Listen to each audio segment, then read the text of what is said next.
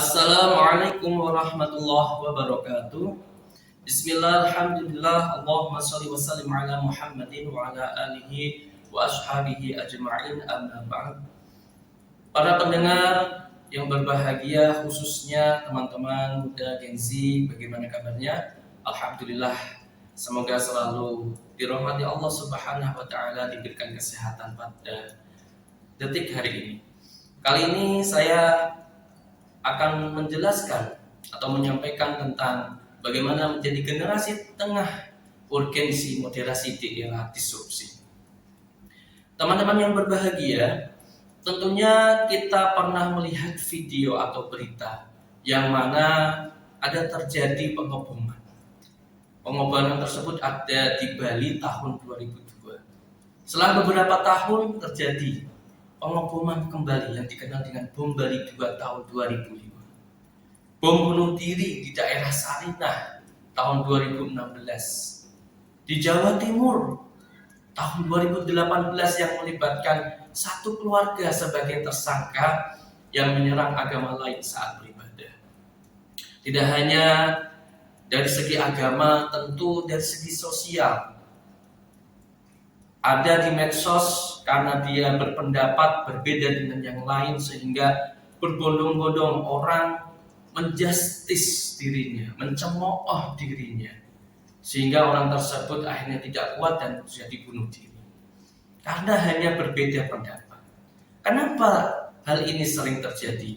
Hanya karena beda pandangan, beda persepsi, karena tidak adanya moderasi dalam diri.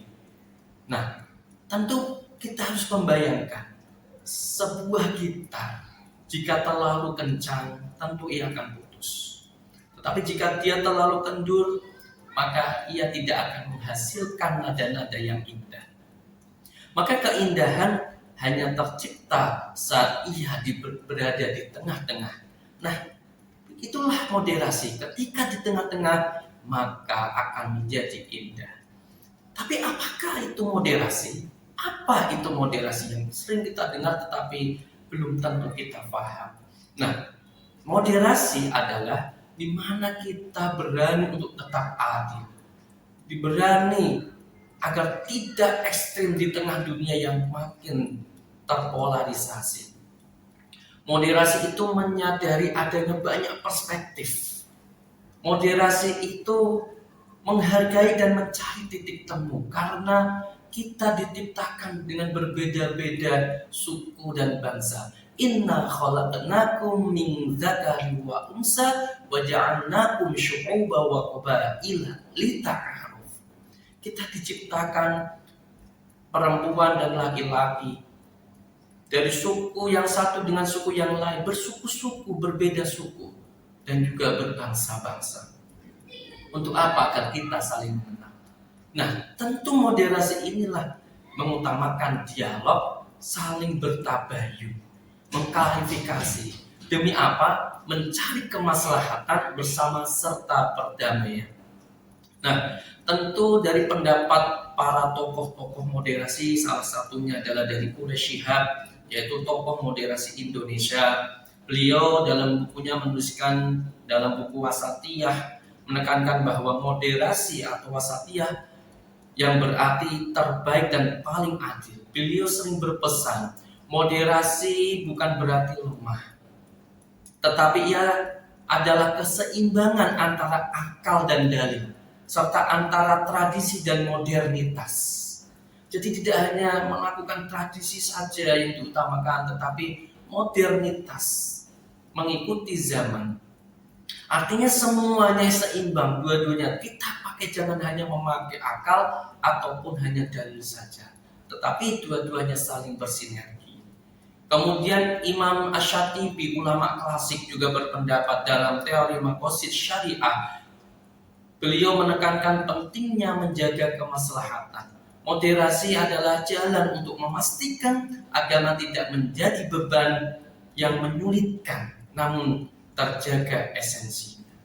Nah, tentu di era sekarang ini tantangan generasi muda dalam menerapkan moderasi secara psikologis Media sosial tentu akan menciptakan echo chamber dengan konten yang hanya kita pakai, yang kita sukai, kemudian kita sulit menerima konten-konten yang lain karena merasa kontennya atau yang dia sukai paling benar. Dampaknya apa? Hal ini memicu sikap confirmation bias. Kita merasa paling benar, orang lain salah. Nah, maka dari itu tanpa moderasi, generasi muda mudah terjebak dalam radikalisme, dan mudah diombang-ambingkan, mudah terjebak dalam radikalisme digital atau justru apatisme total. Dan ini bisa terjadi pada kalangan muda atau Gen Z. Nah, maka dari itu, bagaimana cara anak muda mempraktekkan moderasi hari ini? Yang pertama adalah tabayun digital. Selalu mengklarifikasi, selalu kita cari kebenarannya terlebih dahulu sebelum memberikan komentar atau mengomentari, menjustis. Karena Allah Subhanahu wa taala berfirman, ya ayyuhalladzina amanu in ja'akum fasiqun binaba'in fatabayyanu. Perintah Allah. Ya, jika ada berita-berita bahkan yang kita tidak tahu sumbernya, bahkan itu yang membawa malah orang fasik, maka fatabayyanu, kita klarifikasi terlebih dahulu. Jangan menjadi sumbu pendek yang mudah terprovokasi oleh berita-berita hoax. Kita cari kebenaran dulu. Kita cari, baru kita komentari, baru kita tanggapi, kemudian kita resapi. Nah, maka yang kedua adalah maka dialog. Dialog ini berbeda dengan debat. Ya, jadi moderasi mengajarkan kita untuk mendengarkan, memahami, kemudian mencari solusi, memahami perspektif yang lain, bukan mendengarkan lalu kita balas dan kita lalu merasa benar dan tidak mau kalah dalam berdebat. Kemudian yang ketiga, keseimbangan. Moderasi juga berlaku pada kesehatan mental, menyeimbangkan antara ambisi duniawi dan ketenangan spiritual. Para pendengar yang berbahagia, khususnya kaum muda, Gen Z, dalam hal ini moderasi adalah superpower bagi generasi muda. Di tengah dunia yang penuh dengan kebencian dan ekstremisme, yang doktrin-doktrin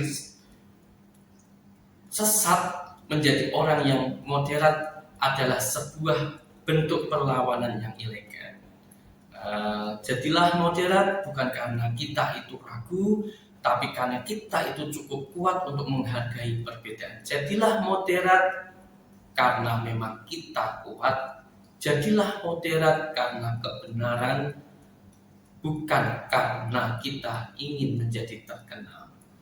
Mari kita menjadi orang yang di tengah-tengah, tidak condong kanan, tidak condong kiri. Kita hargai orang lain, perspektif orang lain dari agama maupun sosial.